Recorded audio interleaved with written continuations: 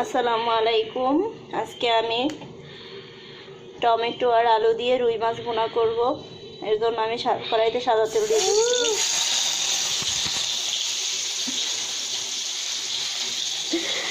আমার ছেলে বাইছে পেঁয়াজ দেখি ভয় আর কি আছে, দেখো পেঁয়াজ।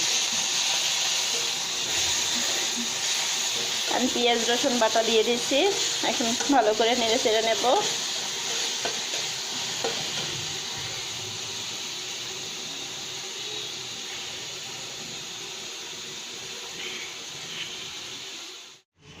এখন আমি দিয়ে দিচ্ছি 1 চামচ হলুদের গুঁড়ো।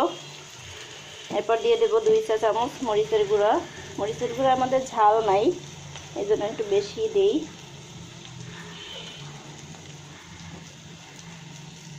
পানি দিয়ে দিচ্ছি।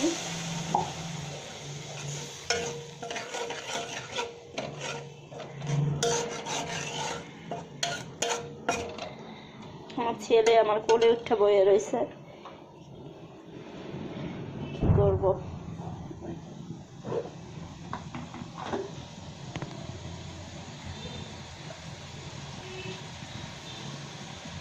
এরপর আমি দিয়ে দিব স্বাদ মতো লবণ।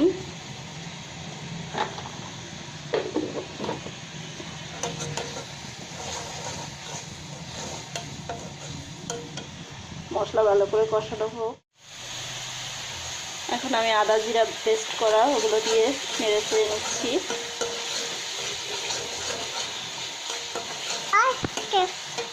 আমার মশলা ভালো করে কষানো হয়ে গেছে। এরপর আমি এখন আলু দিয়ে দিব।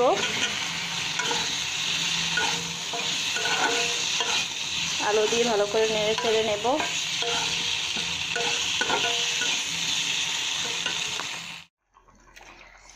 আমার আলু কষানো হয়ে গেছে, জল দিয়ে দিয়েছিলাম, জলটা ফুটে উঠছে। এখন আমি টমেটো ফালি করে রাখছিলাম এগুলো দিয়ে দিচ্ছি।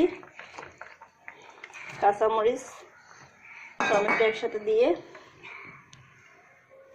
দিলাম। এরপর আমি ভেজে রাখা রুই মাছ দিয়ে দেব। আমি রুই মাছটা একটু ছোট ছোট করেই কাটি, যাতে মশলা ভালো করে ঢুকে ভিতরে।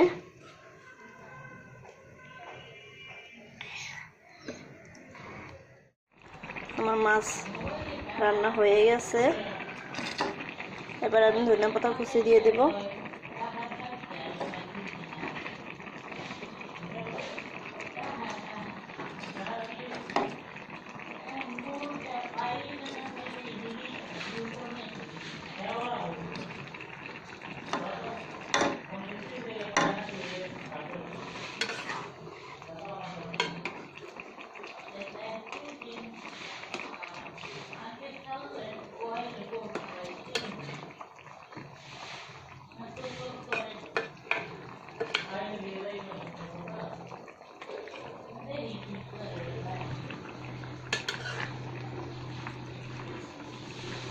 মাছ ভুনা হয়ে গেছে।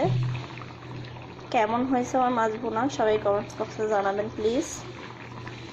আজকে এ পর্যন্তই। আল্লাহ হাফেজ।